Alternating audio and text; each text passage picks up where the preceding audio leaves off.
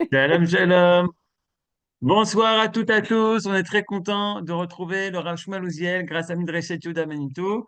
Et à quelques jours de Rosh Hashanah, Rav Uziel, vous nous proposez un cours sur Rosh Hashanah avec un titre très, très optimiste. Le jour où on apprend qu'on est toujours plus que ce que l'on croit. Bechavod, Rav Uziel. Ah donc, Erev Tov, ok. Voilà, je vois que ça marche. Effectivement, on va voir aujourd'hui comment dans les commentaires de la Torah peut apparaître cette idée un petit peu paradoxale qu'on est plus que ce que l'on croit.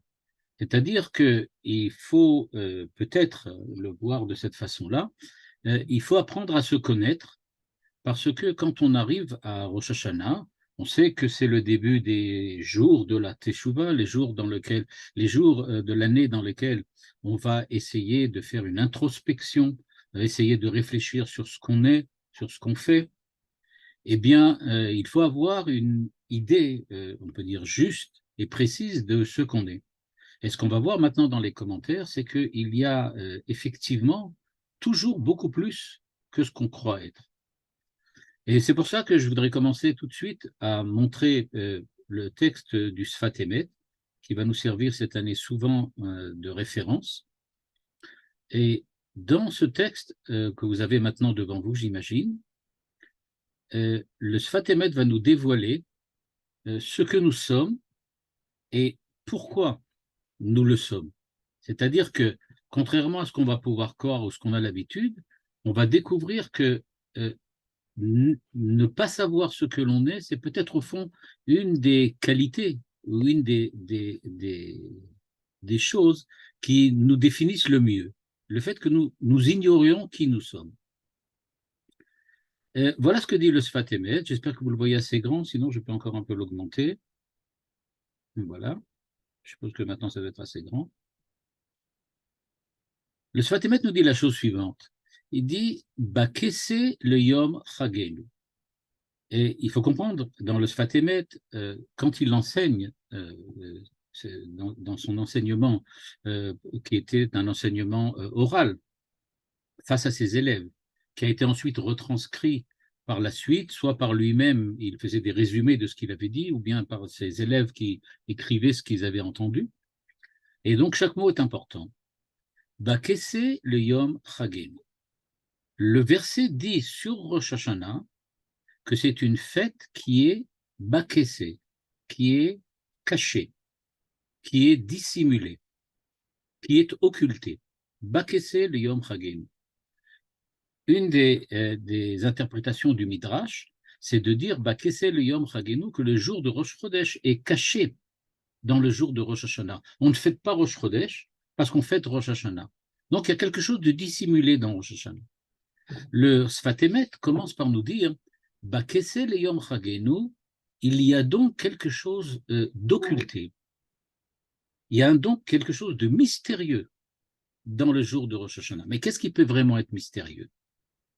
Il nous dit Akadosh Baruch Hu Natan Lanu Yom Adin, c'est-à-dire, je suis en train de lire à la ligne 5 maintenant, ce qui est en jaune devant vous.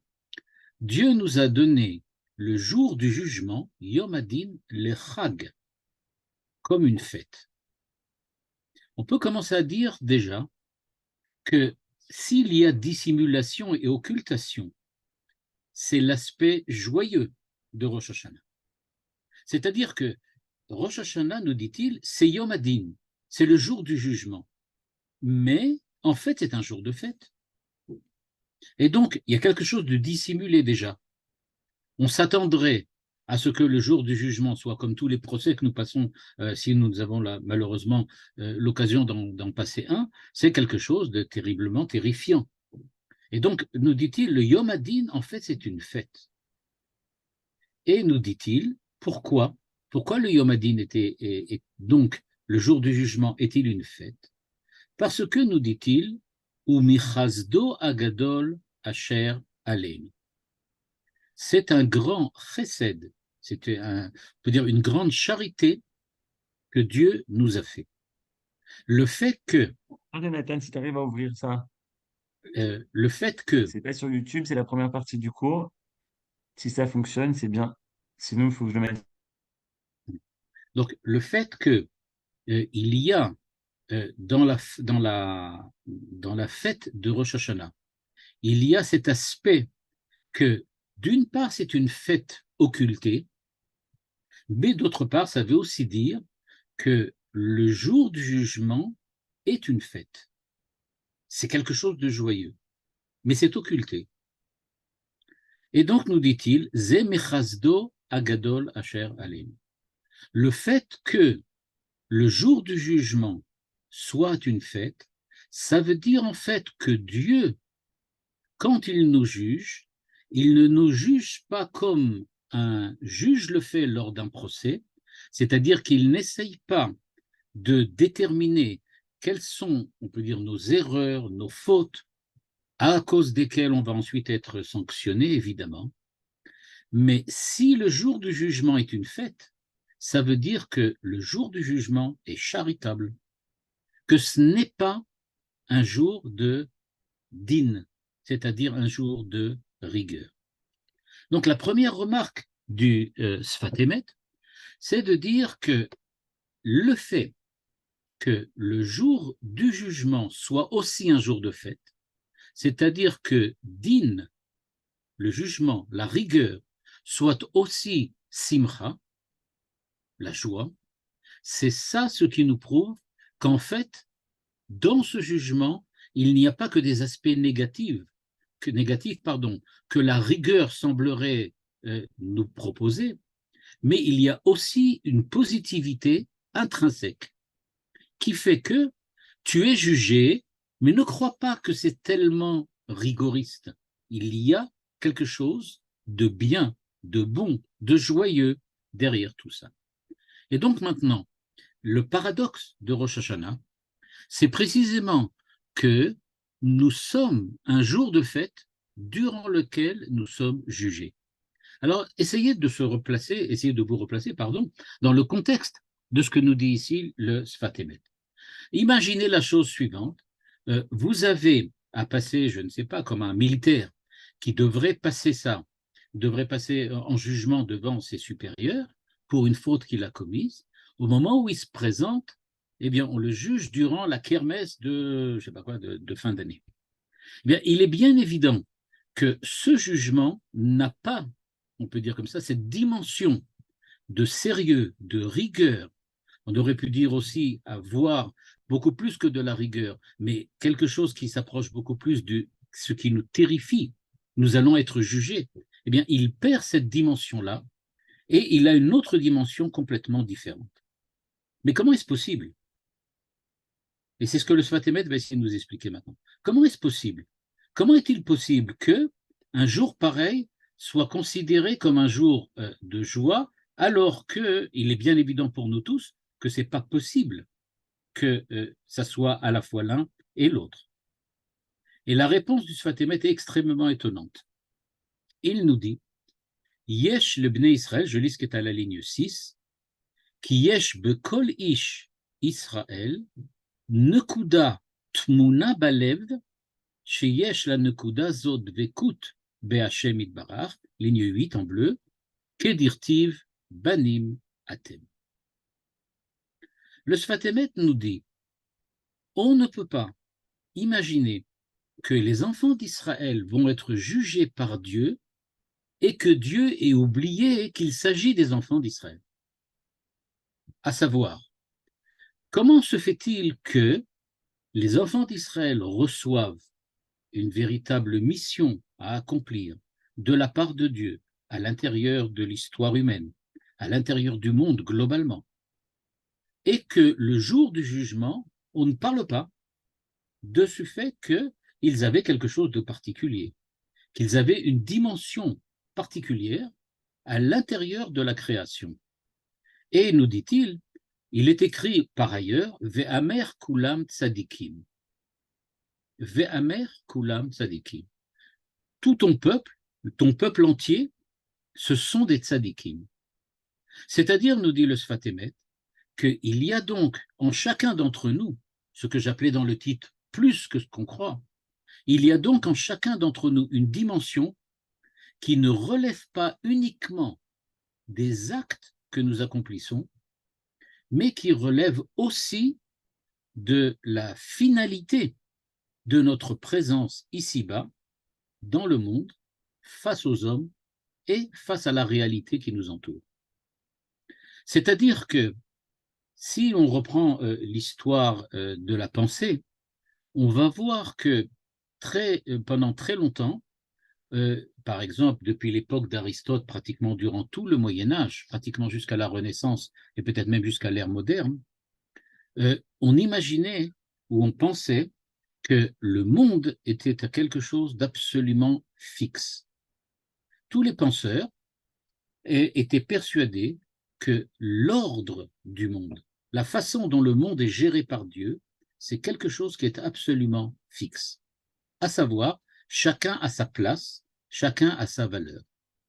C'est pour ça qu'on peut trouver des pages extrêmement, j'aurais pu dire, pour nous aujourd'hui, violentes, chez un philosophe aussi célèbre que Aristote, dans lequel il explique pourquoi il est normal qu'il y ait des maîtres et qu'il y ait des esclaves, pourquoi la femme est nécessairement inférieure à l'homme, etc., etc. C'est-à-dire qu'on voit que durant la première partie, on peut dire en tout cas de l'histoire humaine, en tout cas dans la philosophie occidentale, on voit que ce qui était important, c'était l'ordre des choses, la position des choses, chaque chose à sa place. Et on disait évidemment que si quelque chose ne va pas, il faut remettre en place. L'expression qui est restée en français. Je l'ai remis à sa place. C'est-à-dire, il y a un certain ordre. Il n'est pas là où il doit être. Il s'est comporté de façon qui n'est pas compatible avec sa place. Quoi qu'il en soit, ce qui était important, c'était la position de chaque chose dans l'ordre du monde, ce qu'on appelait à l'époque le cosmos. Plus tard, avec la modernité, on a commencé à parler de la valeur de quelqu'un, non pas par ce qu'il est, c'est-à-dire par sa position à l'intérieur du cosmos, mais on a réfléchi sur la valeur de l'homme à partir des actes qu'il a accomplis. Or, si quelqu'un accomplit des actes, c'est donc ça qui va le définir à l'époque moderne, et c'est une idée qui, soit dit en passant, vient déjà de la Torah, dans lequel effectivement il y a la notion de mitzvot, il y a la notion de averot, et dans lequel on voit bien que on ne dit pas sur quelqu'un qu'il est tel ou tel, mais on dit voilà, il a fait telle ou telle chose. En tout cas, ce que l'on voit, c'est qu'on définissait parfois l'homme par ce qu'il est, puis on est venu à dire que ce qui est important, c'est ce qu'il fait. Et que donc l'identité de l'homme, c'est quoi? C'est ce qu'il fait. Il est ce qu'il fait. Que nous dit ici le Sfat Emet? Nous dit le Sfat Emet, c'est vrai, un homme est ce qu'il fait, mais il est aussi ce qu'on lui demande de faire. C'est-à-dire, Israël, nous dit-il, a une nekuda tmuna balev sheyesh la dvekut b'Hashem itbarach. Étant donné qu'on a imposé à Israël de faire le rôle, de remplir, pardon, le rôle qu'il doit avoir à l'intérieur de l'histoire humaine, eh bien, cela fait qu'il est, on peut dire, préparé déjà à l'avance à pouvoir accomplir cette mitzvah.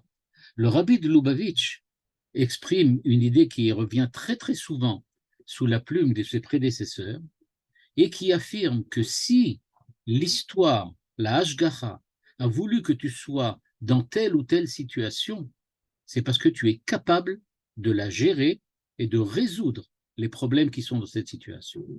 Et donc Israël se trouve dans une situation tout à fait particulière.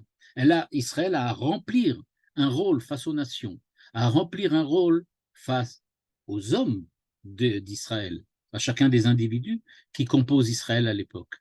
Et donc, tout ce rôle que Israël a à remplir fait qu'il a une disposition dès le départ à pouvoir remplir ce rôle.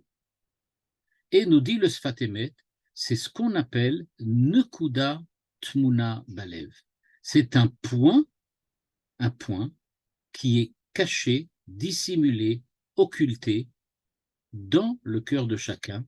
Et ce point-là, nous dit-il, Yeshlo Dvekut B'Hashem Yitbarach. Alors si maintenant vous me dites, oui, bah alors si c'est comme ça, c'est vendu d'avance. Puisque je suis lié à Dieu, bon, bah alors c'est fini. Il n'y a rien à faire. Il suffit que je vienne le jour de Rosh Hashanah, que je me présente et que je dise, voilà, c'est moi. Nous dit le Sfat Emet, oui, attention, que dirtiv banim atem lachem elokechem. Vous êtes comme les enfants. C'est-à-dire que si maintenant j'essaye de comparer Israël au fils de Dieu, et on avait vu avec Manitou que Manitou rappelle cette idée que nous sommes appelés Banim Atem Lachem, mais qu'il insiste tout de suite sur la différence qu'il y a avec la chrétienté et le christianisme, dans lequel, quand on parle du Fils de Dieu, on parle de Jésus, on ne parle pas évidemment des hommes ou d'Israël. Eh bien, nous dit-il, qu'est-ce que ça veut dire Banim Atem? Vous êtes les enfants, les fils. Eh bien, nous dit le Sfat Emet, le point de liaison, de relation, de tension même, qui existe entre chacun d'entre nous et Dieu, qui fait que nous sommes en permanence en contact avec Dieu, Dvekut Bachem, nous sommes en contact avec Dieu, elle est équivalente à ce que l'on trouve dans la relation père-fils. C'est-à-dire qu'un fils peut très bien se révolter contre son père, un père peut très bien rejeter son fils, mais ils restent tous les deux avec la tension de la relation qu'ils ont entre eux. Et donc, ça ne veut pas dire que nous sommes, du point de vue de nos actes, des êtres accomplis. Nous sommes peut-être des mécréants, des méchants, des gens qui n'ont pas fait ce qu'ils ont à faire. Mais ça ne change rien au fait que nous sommes en relation définitivement particulière avec le Créateur. Nous sommes banim atem. Vous êtes des enfants. Quand je disais dans le titre, on est plus que ce qu'on croit, c'est parce que nous jugeons nous-mêmes d'après nos actes. Nous sommes incapables de pouvoir nous juger d'après précisément cette nekuda tmuna balev. Je ne peux pas arriver directement à me juger moi-même, c'est-à-dire j'aurais pu dire, à m'évaluer à partir de cette relation. Je ne peux m'évaluer que par ce que j'ai fait. Et moi, je me trouve raté. Je me trouve raté parce que je n'ai pas fait ce qu'il fallait. Et puisque je n'ai pas fait ce qu'il fallait, donc je suis indigne d'être face au Créateur. Je suis indigne d'être ce que je suis quand je suis devant Dieu. Eh bien, nous dit le Sfat Emet, c'est une erreur. C'est une erreur, parce que tu ne regardes pas l'aspect complètement différent de ce que tu es. Toi, tu te regardes et tu t'occultes, pardon, et tu te juges uniquement selon le critère de l'acte. Mais il existe quelque chose d'autre. Il existe le critère de la finalité. En fait, tu as une certaine finalité. C'est-à-dire qu'on te demande quelque chose qui t'est imposé. Je vais vous donner un exemple pour essayer d'éclairer un petit peu ce que veut dire ici le Sfat Emet et qui, à mon avis, pourra donner une idée de ce qu'il veut dire. Quand nous nous présentons le jour de Rosh Hashanah, eh bien, pour nous, c'est bien évident que nous sommes des hommes. On n'est pas des lapins. On n'est pas des lapins. Et donc, de ce fait-là, nous sommes jugés en tant qu'hommes, pas en tant que lapins. Pourtant, si on avait été des lapins, ça aurait été beaucoup plus simple. Parce que, en tant que lapin, on est des lapins formidables. On fait beaucoup mieux ce qu'un lapin peut faire. Mais ce n'est pas ça du tout. Notre finalité, c'est d'être un homme. Et à partir du moment où le fait que nous soyons des hommes et que Dieu nous demande d'être des hommes parfaits, des hommes accomplis, ça nous impose dès le départ quelque chose qui nous dépasse, qui nous est imposé et qui ne dépend pas de nous du tout. Le fait que nous soyons des hommes et pas autre chose. De la même façon, nous dit le Sfat Emet, nous sommes banim atem, nous sommes fils, enfants. Ça, c'est imposé, ça ne dépend pas de moi. Et donc, ce que tu me demandes à moi, dit le Sfat Emet en parlant à Dieu, ce que tu me demandes, c'est d'être un homme Israël parfait. Ça ne dépend pas de moi. Ça, c'est toi qui me l'as imposé. Et donc, tu dois prendre en compte le fait que dès le départ, je suis quelqu'un de particulier. Jeshli nekuda tmuna balev. C'est-à-dire que je ne peux pas sortir du rôle d'Israël, même si je le veux et même si je le désire. Et même si je décide de me convertir et que je décide de faire toutes les horreurs possibles dans l'histoire humaine, il n'en demeure pas moins que je serai jugé pour ne pas avoir accroché de mezouza dans ma maison. Ça ne change rien. Pourquoi?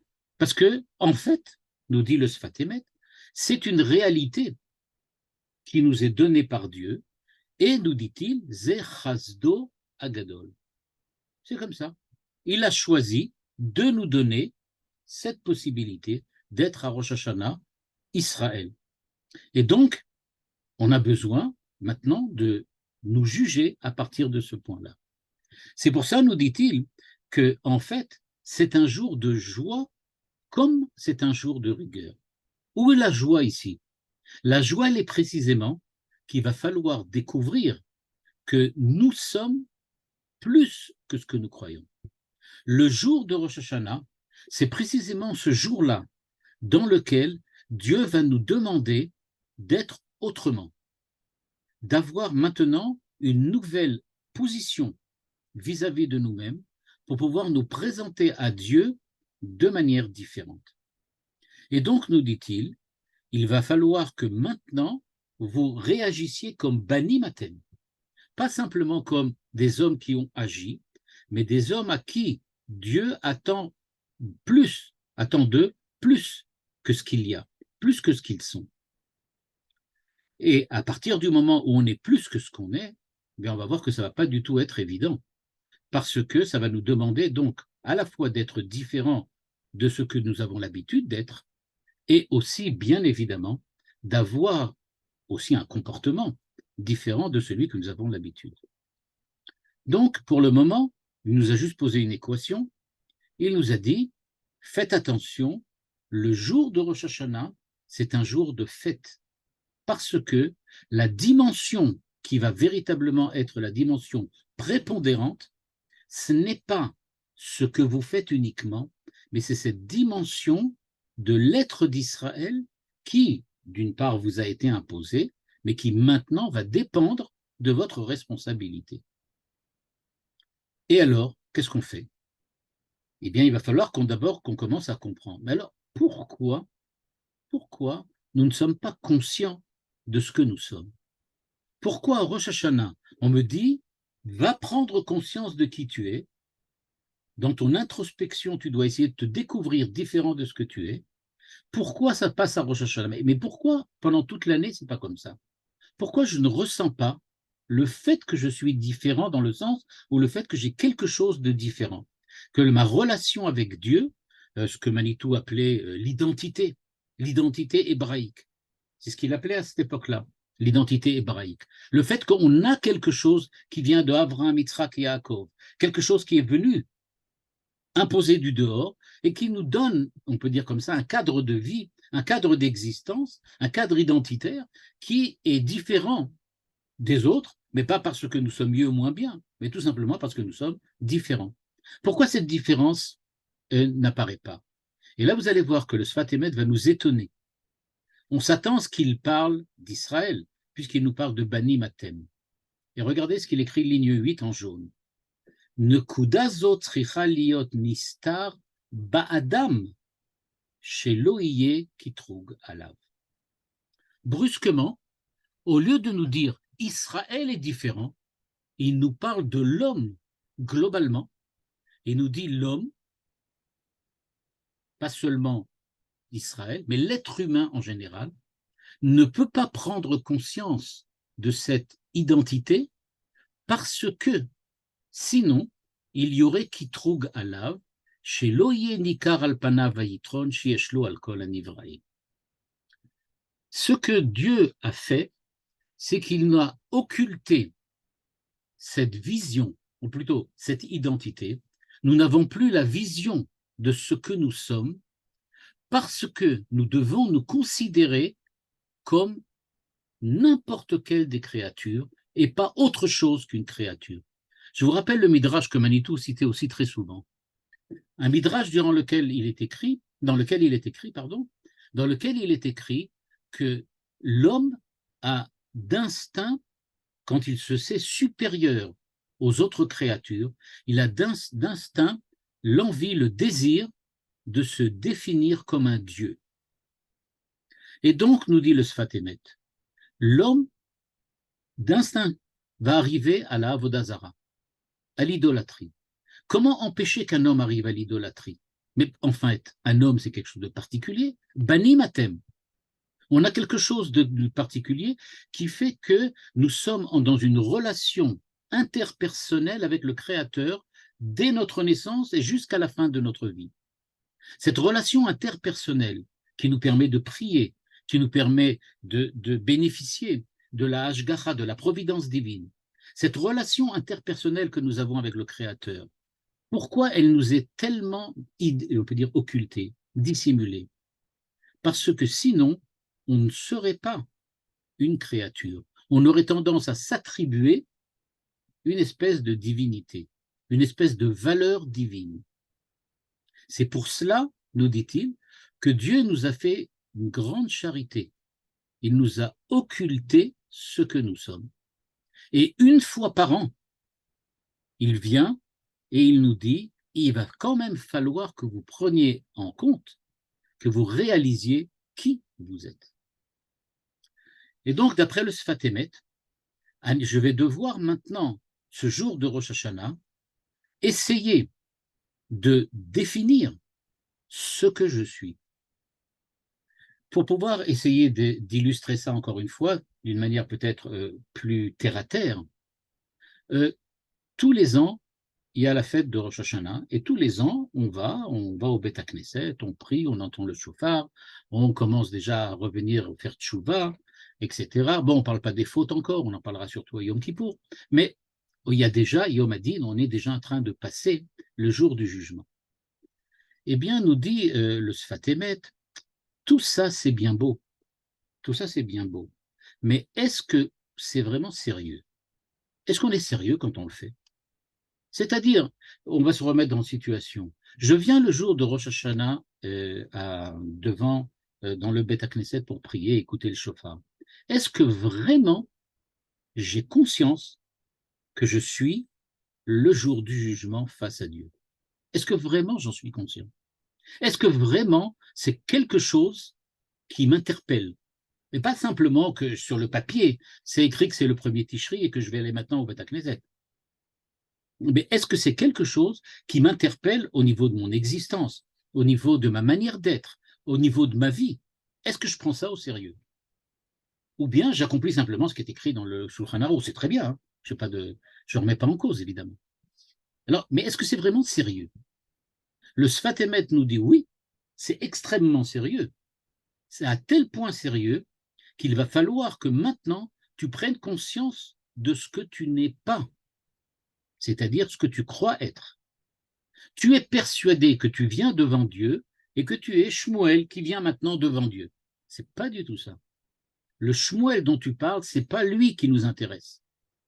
Le jour du jugement, tu n'es pas jugé dans le sens où on est là en train de compter tes erreurs, de compter tes fautes, de sanctionner ou de donner une récompense. Ah, c'est pas le bon point qu'on recevait à la fin des cours de classe préparatoire. Alors, qu'est-ce que c'est?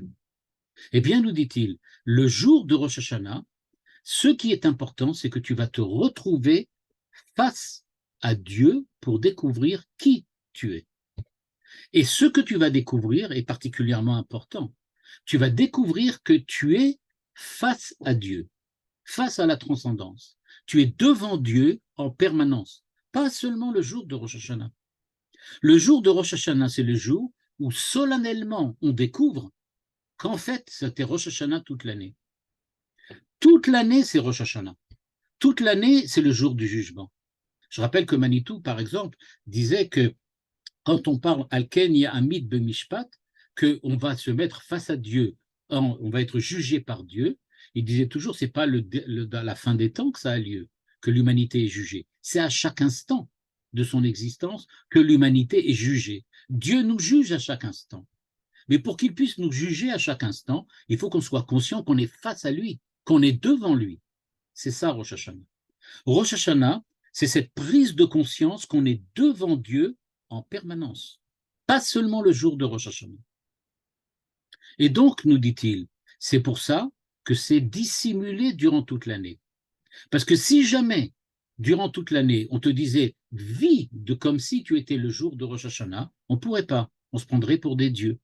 On serait persuadé « mais si je suis tellement important, bah, c'est que le monde est beaucoup moins important que moi. Si le monde est beaucoup moins important que moi, c'est que je suis une sorte de Dieu. Je suis une sorte de divinité. J'ai quelque chose de particulier. » Eh bien, nous dit le Sfat Emet, oui, c'est vrai. Donc, c'est dissimulé. Alors, qu'est-ce que c'est Bakessé le Yom Chagenu? Qu'est-ce que ça veut donc dire que c'est la fête de la dissimulation? C'est la fête où nous allons fêter la dissimulation. Nous fêtons ce jour-là la dissimulation en montrant que notre identité a été dissimulée. Et puis après ça, on va revenir à la dissimulation. Le jour de Rosh Hashanah, c'est une fête extrêmement particulière. C'est pas du tout la fête, dit le Sfat Emet, durant laquelle on est là devant Dieu pour demander que Dieu nous juge et qu'ensuite il nous donne les bons points. Mais c'est la fête durant laquelle nous allons fêter le fait que durant toute l'année, notre véritable être, notre véritable identité est dissimulée. C'est ça. À ce moment-là, ça voudra prouver deux choses. Que nous sommes conscients que nous ne sommes pas ce que nous sommes, et deuxièmement, que nous sommes conscients que nous sommes autrement plus importants que ce que nous croyons être. C'est ça, la fête de Rosh Hashanah. Donc la fête de Rosh Hashanah, nous dit le Sfat Emet, c'est le jour où nous découvrons que nous sommes autres. Et cet autre-là, par grâce de Dieu, Chasdo Agadol, c'est dissimulé durant toute l'année. Donc nous fêtons le mystère, la dissimulation. On fête, on peut dire de cette façon-là, Dieu merci pour avoir dissimulé durant toute l'année qui je suis. Là, je vais ouvrir une petite parenthèse dont on ne parle pas ici le Sfat Emet, mais que j'ai entendu, enfin que j'ai lu plutôt dans un cours d'un grand rave, qui disait « Qu'est-ce que ça veut donc dire que je suis en relation permanente avec Dieu, j'ai dvekut, j'ai un point particulier avec lequel je suis en dvekut ». Alors, pour certains, ça suffit de dire que c'est mystique, c'est-à-dire, voilà, j'ai en moi quelque chose qui fait que je suis plus... Bon, voilà, c'est une manière mystique de voir la chose. Mais moi, je crois que le Sfat Emet ici fait allusion à autre chose. Il fait allusion à ce que le jour de Rosh Hashanah, on prend conscience que si vraiment on prend au sérieux la fête de Rosh Hashanah, alors on est obligé d'une certaine façon de se voir comme nul, non avenu, néantisé face au Créateur. Si vraiment c'est sérieux, alors vraiment, comme on le dit dans la Tfila très souvent, on est afar va efer, on est de la poussière, on n'est que le vent, comme il dit, kachalom yaouf, comme un rêve qui passe. Nous ne sommes face à Dieu rien. C'est-à-dire que quand on vient et qu'on a, peut dire d'une certaine façon, et on a l'orgueil de dire devant Dieu le jour de Rosh Hashanah, au Bet HaKnesset, je viens pour être jugé, ça veut dire qu'on admet qu'on est vraiment important aux yeux de Dieu. Alors voilà, on vient dire, voilà, c'est moi qui viens et qui demande, hey, juge-moi. Et Dieu te répond, ben, regarde qui tu es, tu verras que tu n'es vraiment pas grand-chose. Hein. Mais alors vraiment pas grand-chose. Tout ce que tu es, en fait, se résume à quoi? À quelque chose dont tu n'as même pas conscience, qui est dissimulé. Ce que je te demande maintenant, c'est de comprendre combien tu n'es pas grand-chose. C'est ça le jour de Rosh Hashanah. Et évidemment, c'est un grand jour de joie de savoir qui on est, même si ce n'est pas grand-chose, mais au moins on le sait maintenant. Et donc, nous dit le Sfat Emet, Tsarich Leda, je lis à la ligne 9, ce qui est en bleu, à la fin de la ligne 9, Val Tsarich Leda, ça veut dire la date, Bepnimiuto, qui chelek Hashem amo, kede ita, chiba yetera nodat lahem, shenikreu banim. Et donc, on doit savoir qu'il y a effectivement une affinité entre le Créateur et nous, et que cette affinité, c'est précisément elle qui nous définit, qui nous donne notre identité. L'identité hébraïque dont parlait Manitou, en fait, on pourrait la lire ici, dans le cadre de l'enseignement du Sfat Emet, dans cette Nekuda pnimite. Regardez, la Nekuda, elle est pnimite. C'est une Nekuda intime. C'est un point intime. C'est, j'aurais pu dire, l'intimité même de l'homme. Ce qui fait qu'un homme est un homme, c'est précisément qu'il est banni matem, qu'il y a une relation particulière entre Dieu et nous. Tant que nous ne sommes inconscients et que nous n'avons pas réussi à prendre conscience de ce que nous sommes vraiment, alors la question se pose de savoir si vraiment ce qu'on fait, c'est sérieux. C'est-à-dire, je veux dire de cette façon-là, Dieu nous a donné les mitzvot, Dieu nous a demandé d'étudier la Torah, d'accomplir les mitzvot, de faire telle et telle chose, etc., etc. Et on le fait. En fait, nous dit le Sfat Emet, mais réfléchissez bien, si vous l'aviez fait comme Dieu attend que vous le fassiez, ben vous n'en seriez pas là. Ce serait complètement différent. Vous n'avez pas pris au sérieux qui vous étiez, puisque durant l'année, ça vous est dissimulé, que vous n'avez pas cherché à comprendre qui vous étiez. Vous avez vécu dans le rêve, vous avez vécu dans l'ignorance, dans l'inconscience. Vous étiez inconscient pendant 1 an, et maintenant, une fois que l'année est terminée et que la nouvelle année va commencer, on vous fait prendre conscience. Mais regardez, on fait cette dissimulation. On vous dit, regardez, Dieu vous a dissimulé tout ça. Pourquoi? Parce que il se doute bien que si vous n'êtes pas comme il faut, vous allez certainement l'utiliser à mal. Donc on vous le dissimule, mais une fois par an, vous allez en prendre conscience, ça va être révélé, et à partir du moment où ça va être révélé, vous allez comprendre cette réalité de votre être, cette réalité de votre identité, et vous allez véritablement pouvoir commencer une existence face à Dieu.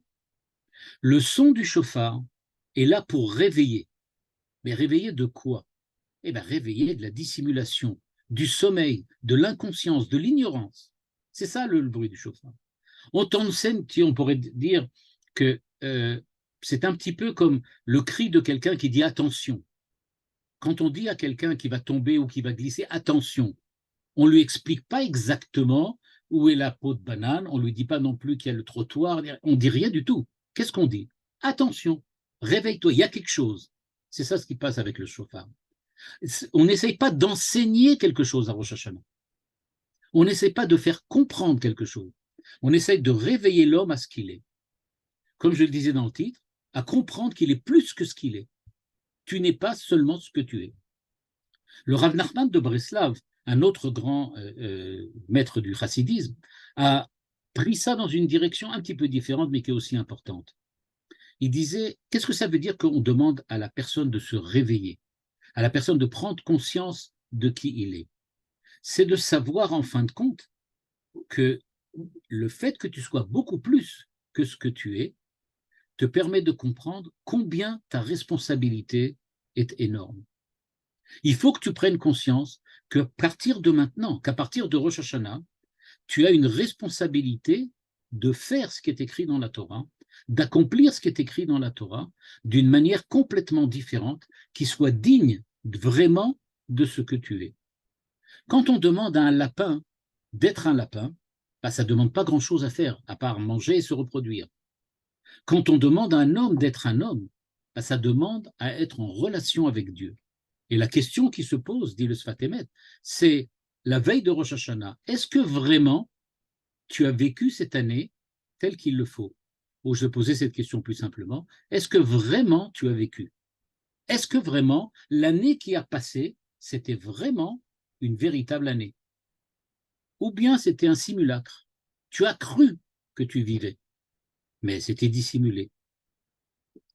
Et il nous dit à la ligne 10, en vert, ou kefi ma shea adam shomer nekodazo apnimit zoche leidavek bashem itbarach ועל זה נאמר בכסה ליום חגים. Il nous dit, à partir du moment où tu seras capable de conserver cette relation particulière que tu as en tant que créature de Dieu face à ton Créateur, si tu arrives véritablement à saisir et à vivre selon cette dimension intime qui est la tienne, à ce moment-là, véritablement, tu verras la présence de Dieu et, comme il le dit ici, c'est donc dissimulé dans un jour de fête. C'est-à-dire, le Yom Adin va être maintenant dissimulé dans un jour de fête. Parce que la terreur ce qu'il y a de terrifiant dans le fait que nous sommes jugés vient du fait que nous ne savons pas qui nous sommes. Si nous découvrons véritablement qui nous sommes, et si nous arrivons à vivre selon cette dimension existentielle qui est véritablement la nôtre, à ce moment-là, il n'y a aucune raison de se sentir menacé par quoi que ce soit et de se sentir, on peut dire, mis sur la sellette. Pas du tout. Le Yom Adin devient en fait Yom Chag. Bakese, le Yom Chagim. Donc, dans ce premier enseignement, nous avons donc compris, j'espère, que la dimension particulière de Rosh Hashanah, c'est la dimension de la découverte d'une dissimulation, de la découverte d'une occultation. Nous apprenons que le monde nous occulte à nous-mêmes. Nous ne comprenons pas qui nous sommes. Grâce au shofar, grâce à Rosh Hashanah, nous allons découvrir véritablement qui nous sommes. Et la question qui se pose, mais alors maintenant que je sais qui je suis, alors c'est fini? Non, pas du tout. À partir du moment où qui tu es, tu n'es pas un lapin, tu es un homme. Donc tu vas devoir maintenant te comporter comme un homme. C'est donc toute ton existence qui va prendre une dimension différente, une dimension dans laquelle tu vas tout le temps être en permanence face au Créateur. Et c'est cette dimension-là qu'on te demande d'acquérir à Rosh Hashanah pour le reste de l'année. C'est donc ce que nous avait dit ici le Sfat Emet en nous disant que le reste de l'année, ça continue de cette façon. Et la question qui va maintenant se poser est donc, alors, pourquoi le shofar?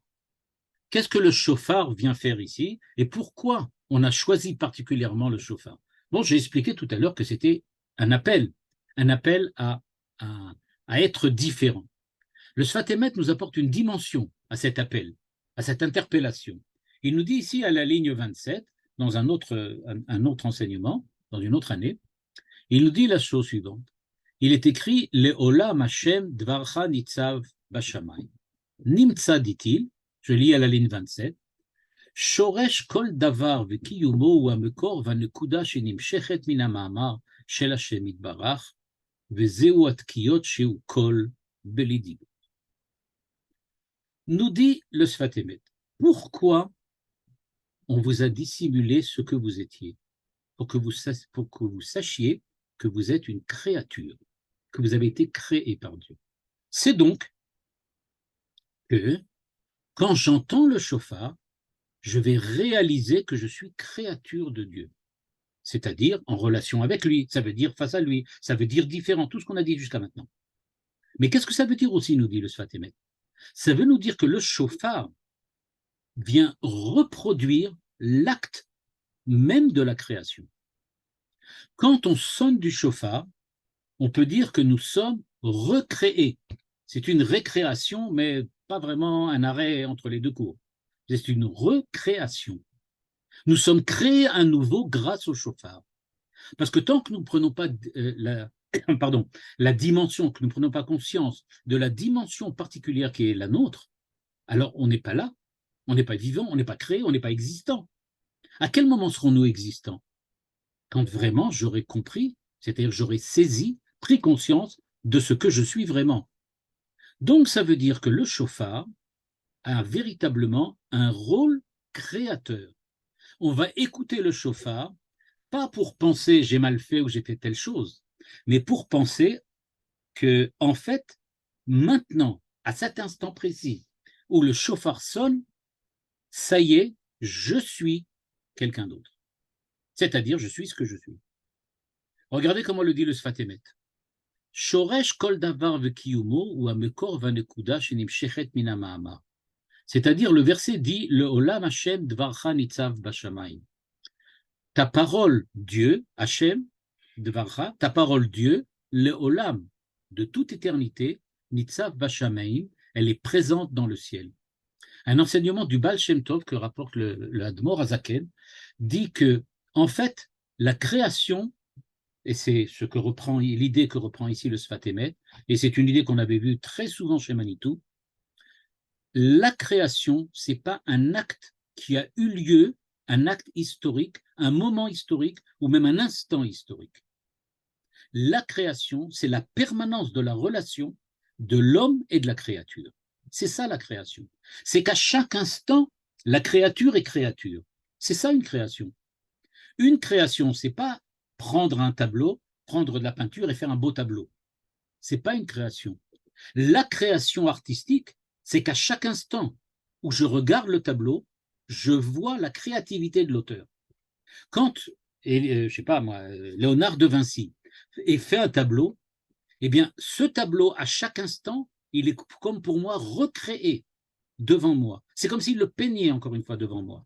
Il est présent en permanence, à l'opposé d'un poster que je vois, un poster de publicité qui n'existe pas. C'est pas une œuvre de création, c'est pas une œuvre, c'est pas une œuvre artistique. Et donc, ce qui se passe, nous dit le Sfat Emet, c'est que le shofar est là pour nous dire que à chaque instant, Dieu est là et il crée. La création, c'est véritablement l'instant présent.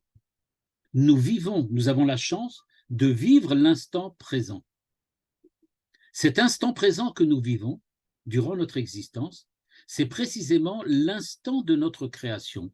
Nous sommes à chaque instant conscients du fait que nous sommes créatures, c'est-à-dire que nous sommes créés à l'instant même. Dieu nous crée à l'instant même, sans rentrer dans des aspects mystiques. Ça veut dire que si j'en ai conscience, alors je suis créature. Donc ça veut dire que c'est ça qui me crée. Et donc le shofar, en fait, vient et nous dit, prenez conscience de cette dissimulation, prenez conscience de qui vous êtes, parce que à l'instant même, vous êtes en train d'être créé. Dieu est en permanence avec vous et il crée ce que vous êtes et vous, vous faites de vous ce que vous êtes. Ce qui veut dire ici, nous dit-il, à kol echad, je lis la ligne 29 en bleu, meyuchad davuk bimkoro, ve'ayom berosh hashana, achayut davuk beshorsho, ve'rotzim lidvok atzmam bepnimiut achayut. Et donc, ce qui fait véritablement la force de Rosh Hashanah, la force du shofar, c'est le fait que nous reproduisons, ou plutôt qu'il est reproduit, c'est pas nous qui le reproduisons, c'est la Torah qui nous demande d'accomplir ce rite de Rosh Hashanah, parce que ce rite réaccomplit l'acte de création qui fait que l'homme, à cet instant précis, se sait créature, prend conscience du fait qu'il est créature et que durant toute l'année, il était créature. Quand Manitou nous a parlé longuement de l'identité hébraïque, on a fortement insisté sur la différence entre, je sais pas moi, l'identité hébraïque, l'identité Israël, l'identité juive, etc., etc. Mais le Sfat Emet nous dit, c'est juste, c'est bon, c'est vrai, mais il y a quand même quelque chose d'important. Au niveau du vécu, ça veut dire quoi? C'est ce que le Sfat Emet nous rappelle ici. Qu'est-ce que ça veut dire avoir l'identité hébraïque? Il dit, c'est ça, l'identité hébraïque. C'est cette prise de conscience que si nous ne passons pas outre la dissimulation, on va rater notre existence. Il y a quelque chose de dissimulé qui est beaucoup plus fort que ce que nous faisons, beaucoup plus fort que nos actes, et dont nous avons la responsabilité. Pas la responsabilité de le créer, mais la responsabilité d'être conscient d'avoir été créé. Il dit, c'est ça la dimension véritablement importante de ce qu'est le jour de Rosh Hashanah. Et donc, c'est pour ça que le jour de Rosh Hashanah, il y a véritablement une dimension, on peut dire, universelle de ce que c'est qu'un homme et de ce que c'est qu'Israël. Il n'y a pas seulement le fait que je prends conscience de mes fautes. Ça, c'est franchement, j'aurais pu dire un petit peu égoïste, égocentrique. Ça ne correspond pas tellement à la Torah, franchement. La Torah ne nous dit pas simplement essaye de faire ce qu'il faut pour avoir un bon Olam Haba ou un petit Olam Haba ou un grand Olam Haba. C'est pas tellement dans le style de la Torah, on ne voit pas ça écrit. D'ailleurs, comme vous le savez, la Torah ne parle pas du tout de Olam Haba. A priori, si vraiment c'est tellement important le Olam Haba, et si c'était ça le point de centralité de Rosh Hashanah, alors pourquoi la Torah n'en parle pas? Pourquoi elle ne dit pas qu'il faut avoir le Olam Haba, que c'est important, etc. On voit que c'est pas ça. Le Olam Haba, comme disait Manitou, le Olam Haba, c'est le monde qui vient, parce qu'à chaque instant, il est en train de venir. À chaque instant, c'est le vécu que nous avons face à Dieu. Et ce vécu face à Dieu, explicité ici par le Sfat Emet, est révélé par le son du shofar. Le son du shofar qui est l'équivalent de la voix de Dieu qui a créé le monde. La voix de Dieu a créé le monde, le shofar crée le monde, mais il ne crée pas tout le monde, il crée l'homme. L'homme qui écoute le shofar et qui découvre que durant toute l'année, il s'est dissimulé à lui-même. Bon, c'était un chesed de Dieu. Il nous l'a dissimulé pour pas qu'on devienne qu'on se prenne pour des divinités. Mais il n'empêche que l'aspect positif de cette présence de Dieu à nous et de nous à Dieu doit effectivement se révéler et prendre sa place au moins une fois par an pour que ça puisse influencer le reste de l'année. C'est pas écrit dans le Sfat Emet, mais je le propose, vous n'êtes pas obligé de l'accepter. Pourquoi il y a 2 jours à Rosh Hashanah? Pourquoi 2 jours à Rosh Hashanah? Bon, il y a des grandes discussions. On dit que oui, c'est le Yom Tov Sheni Shel Galouyot, mais c'est spécial, Rosh Hashanah. Bon, il y a toutes sortes de discussions. Pourquoi? Même en Israël, on fait 2 jours. Moi, il me semble qu'il y a 2 jours parce qu'il y a 2 pôles dans la relation entre Dieu et l'homme. Il y a d'un côté Dieu et d'un côté l'homme. Il y a d'un côté le premier jour de Rosh Hashanah qui est la façon dont Dieu voit l'homme. Et à la suite du shofar du premier jour, il y a le réveil de l'homme le second jour qui se découvre face à Dieu, en retour. Et donc, il faut effectivement 2 jours. Ce n'est pas suffisant d'appeler l'homme, il faut maintenant que l'homme réponde. Et donc, ce deuxième jour, en fait, au moment du shofar, peut-être que ce qui ferait la différenciation entre le shofar du premier et le shofar du deuxième, c'est précisément que le shofar du premier est un appel à l'homme à se révéler, et durant le shofar du deuxième, l'homme se rend compte et réalise ce qu'il doit faire à partir de maintenant pour être ce qu'il est vraiment. Donc, en résumé, qu'est-ce qu'on fait à Rosh Hashanah?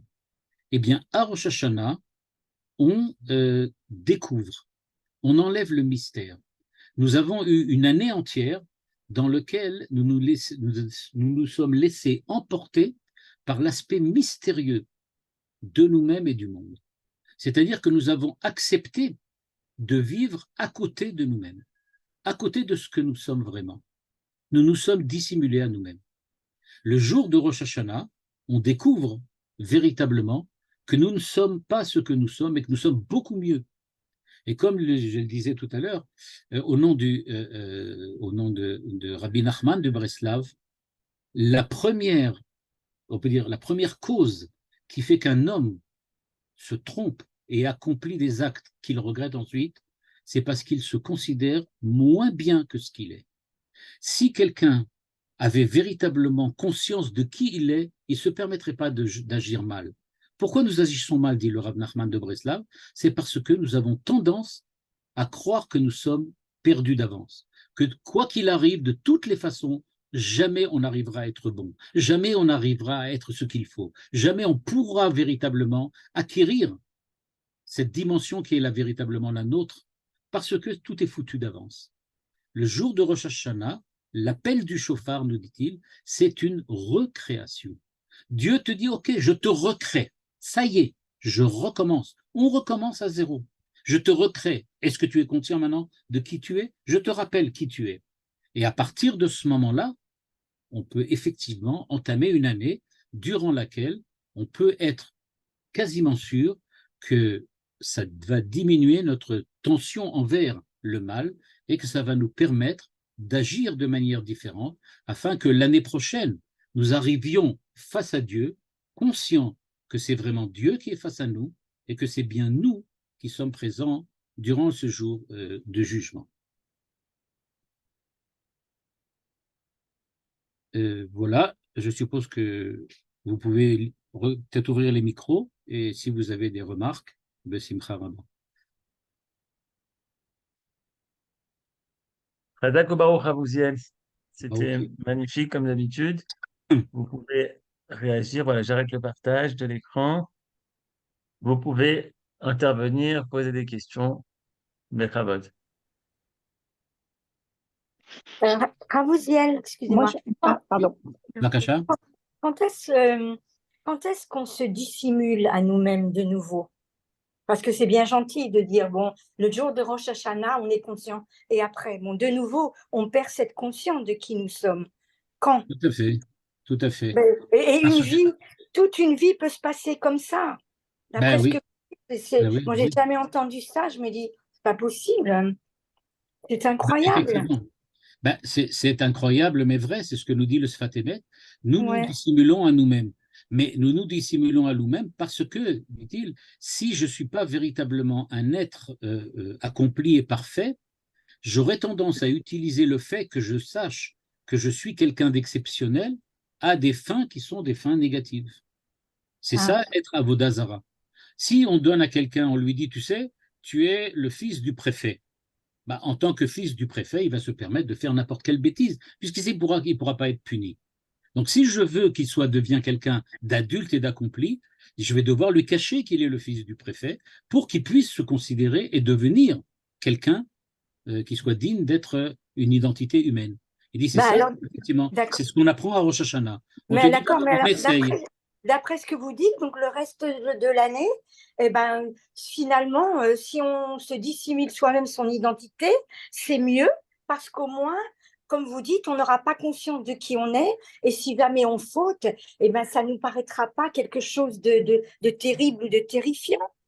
Alors, c'est bien cette dissimulation. Exactement, c'est ce qu'il a dit que c'était Chasdo Barach. Il a dit que Ah, c'était effectivement une charité de Dieu de nous avoir empêchés, mais attention, seulement ah, pour celui qui va l'utiliser à mal. Le tzaddik, c'est-à-dire la personne parfaite, l'homme accompli, lui, va nécessairement prendre ça et continuer. Il ne verra pas le ah oui, problème. bien Lui, il n'y sûr. aura aucun problème. Et donc, c'est Oui. pour ça qu'à Rosh Hashanah, il y a le livre des tzaddikim, le livre des Mhm, Bénonim et le livre des Rechaïm. Chacun mhm, a vécu son existence de manière différente et tous mhm. on est jugés. On est tous dans un livre. C'est-à-dire qu'on a tous une relation avec Dieu. On est tous face à Dieu, en fin de compte. D'accord. Euh, Merci. j'ai une Par, question. par rapport à la question qui vient Et, d'être posée, ah, pardon. on peut imaginer l'inverse, justement. Si je suis le fils du préfet, alors je dois avoir un itnagout, un comportement qui soit digne d'être le fils du préfet. Et donc, je ne peux pas me permettre de faire Exact. des erreurs parce que c'est aller dans l'autre sens. Ben, Exact. c'est ça le tzaddik. C'est exactement Yeah. ça le tzaddik. Mm. Le tzaddik, c'est celui qui est conscient de cette relation particulière et qui donc agit en tant que tzaddik. C'est ça justement ce qu'il fait. Mais le Benoni, non. Lui, il a tendance à déraper, à se diriger de mauvaise manière. Parce que pour lui, c'est un avantage qu'il tire du fait qu'il est en rapport, en relation avec Dieu. Il y a un enseignement de Manitou très bien qui dit Avinu Malkenu. Quand on sait que celui qui nous juge, c'est notre Père, Avinu, et que Malkenu, notre juge, c'est le Père, alors on sait qu'on va s'arranger. Le Sfat Emet nous dit oui, attention, ça veut dire un an de dissimulation. Si tu le prends au sérieux, c'est-à-dire si tu dis à chaque instant, bon, Dieu, ça va s'arranger, etc. Et la Gemara le dit, Manito aussi, évidemment, c'est cette Gemara. Il dit, si tu démarres toute l'année en disant, bon, ben, puisque de toutes les façons, Dieu va me pardonner, c'est pas la peine de faire des efforts, donc tu as raté. Donc ça veut dire en fait que tu n'es pas face à Dieu. Bien sûr. Toda. Ouais. Bakasha. Dur, dur, Moi, hein. j'ai une autre Oui, question, Suzy. Rav. Bakasha. Et je vois pas, enfin, si on part du principe que à chaque moment, à chaque instant, Dieu nous crée, pourquoi pourquoi ne pas sonner le shofar tout le temps? Je veux dire, attendre Pourquoi juste ne Rosh pas? Hashanah, J'ai pas ne compris. pas sonner ne pas sonner le shofar régulièrement, quoi. Ah, pourquoi ne pas le sauver plus? Toujours pour la même raison, c'est ce que nous dit le Sfat Emet. Non, mais je veux dire, si on part du principe que Dieu nous crée à chaque moment, Oui, pourquoi doit-on attendre Rosh Hashanah pour avoir cet éveil par le shofar? parce qu'on n'en est pas conscient. Et j'en ai parlé un petit peu, mais là, dans le cadre d'une heure de course, un peu difficile là, de tout mettre dedans. Ouais. Mais l'idée, il y a une autre idée parallèle qui est extrêmement importante. C'est celle qui veut dire que si je sais que je suis face à Dieu en permanence, alors effectivement, moi, je suis rien. Et donc, vivre en sachant que je suis rien, ça veut dire qu'à chaque instant, j'ai besoin que Dieu me recrée pour sentir que je suis là. Et ça, je ne le ressens que parce que je suis passé par Rosh Hashanah. C'est Rosh Hashanah qui m'a donné cette dimension. Et donc, j'ai Mais pas si on besoin de sait sonner du chauffard. pardon, J'en ai pris mais si conscience. on sait, Et donc, mais oui. si on sait qu'on est une parcelle divine, et pourquoi attendre Rosh Hashanah pour se dire, bon, avec les slichot, on est que de poussière, machin, etc. Je veux dire, c'est toute l'année qu'on devrait. Exactement. Ça, c'est le faire tzaddik. Le ce tzaddik, durant dialogue. toute l'année, le tzaddik n'a pas besoin du chauffard pour se rappeler que pendant toute D'accord, l'année, il était comme il faut. Alors, qu'est-ce je qu'il fait avec le comprends. chauffard, le tzaddik? Le tzaddik, il comprend. Et bien là, c'est encore une autre dimension dont je n'ai pas parlé. C'est qu'en fait, se découvrir objet de création, c'est-à-dire se découvrir comme créature, c'est pas je suis créature et ça s'arrête là. Mais ça veut dire que je suis en relation avec le créateur et c'est une relation qui remonte à l'infini, un peu comme une tangente, comme une Voilà, asymptote sur une fonction. C'est-à-dire c'est quelque je chose qui va comprends vers mieux. l'infini. Oh oui, merci beaucoup. Toda Rabba. Bakasha. Bonsoir Rav. Bakasha. Merci pour ce cours. Donc, si je comprends bien, à partir du moment où j'ai compris à Rosh Hashanah qui je suis, qu'est-ce qui me fait que je l'oublie le reste de l'année? Est-ce que ce sont mes fautes qui m'éloignent? C'est la responsabilité que j'ai vis-à-vis de moi-même et de Dieu. C'est-à-dire que je dois prendre la responsabilité de cette situation. C'est-à-dire, un lapin est jugé pour être un lapin, et donc on lui dit, tu as la responsabilité d'être un lapin, on va te juger. L'homme est un homme, et donc il a la responsabilité d'être un homme. C'est ça qui fait oublier. À partir du moment où je me trompe, c'est-à-dire que j'arrête d'être responsable de qui je suis, c'est ça l'oubli. L'oubli, c'est justement perdre cette responsabilité-là. Et donc perdre cette dimension humaine qui est la mienne. Et on l'oublie?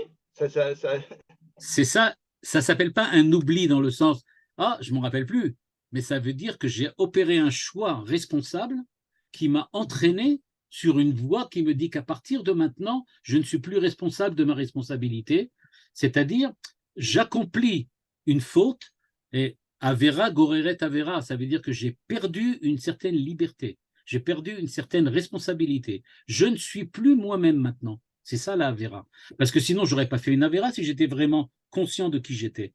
Le fait d'avoir fait une avera, ça veut dire je j'ai suis oublié de autrement. qui j'étais. C'est ça D'accord, l'oubli. C'est ça d'accord. l'oubli. Toda Le rabbi de Lubavitch, d'ailleurs, un très très bel enseignement qu'il faudrait étudier pour lui-même, mais il dit que il faut faire très attention, que quoi qu'il arrive, en fait, nous sommes toujours en jugement face à nous-mêmes. Face à nous-mêmes à chaque instant. Chaque instant, on doit être en jugement. Donc, c'est comme si on devait plaider pour nous-mêmes à chaque instant. Quand on oublie de plaider, on a perdu. C'est très bon ça. Merci pour ce magnifique cours. Ce que je retrouve dans tout l'enseignement du Sfat Emet, c'est la notion de zikaron, Yom Zikaron. Il n'en parle pas. Mais tout ce qui a été dit focus va vers ce sens-là. Il n'a pas employé ce mot-là une seule fois. Alors, quand on parle de Manitou, effectivement, par rapport à l'importance de la mémoire totale de Dieu, mais aussi la mienne en même temps. Exactement. Et pourquoi? Parce qu'il semblerait que ce jour-là, cette année-là, l'enseignement a tourné autour de cette notion de ce qu'il appelle ici de la Nekuda Pnimit. C'est pour ça. Mais évidemment, il ne ramène pas tout. Mais il a d'autres enseignements dans lesquels il parle du Yom HaZikaron, dans lesquels effectivement ça revient sur ce qu'on a dit maintenant. Mais il n'y a pas tout dans chaque dracha, il y a tout à la fois.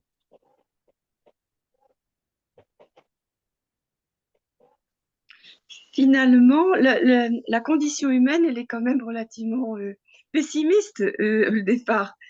C'est vrai, parce que vous avez même dit qu'on pensait que tout était perdu d'avance et qu'il fallait attendre d'être recréé pour que la situation change. Alors, oui, c'est une belle image, c'est vrai. C'est une belle image. C'est-à-dire qu'effectivement, on peut le voir comme extrêmement pessimiste. Je rappelle que Manitou disait qu'il y a en philosophie, il y a le doute et il y a aussi le chassidout. C'est ce qu'il disait.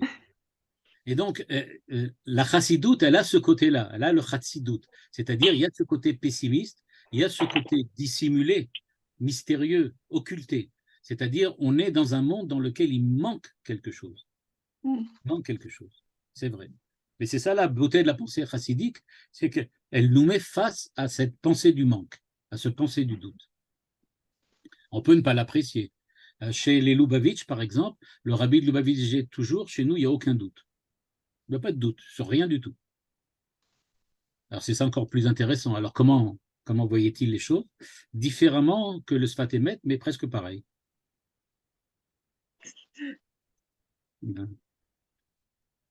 Merci. D'autres questions?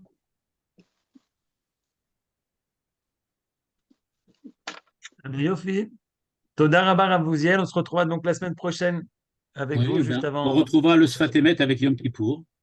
Et cette année, on le retrouvera un peu souvent, plus souvent, puisque bon, ça fait déjà pendant un an, on a fait, enfin, pendant plus qu'un an, je crois, 2 ou 3 ans déjà, je ne me rappelle plus, on a parlé avec Manitou. Alors là, maintenant, on va redécouvrir avec le Sfat Emet plus souvent, et avec d'autres commentateurs aussi, mais ça va nous permettre comme ça d'avoir une appréhension différente des choses et peut-être arriver à Rosh Hashanah Kippour de manière un peu différente. C'est bien, c'est bien. Toda Rabba. C'est bien. Kol Merci. Toda Tov, Rabba à tous. Toda On a Rabba. cours avec le Rav Shavua Tov. Shmuel Elikan dans 10 minutes.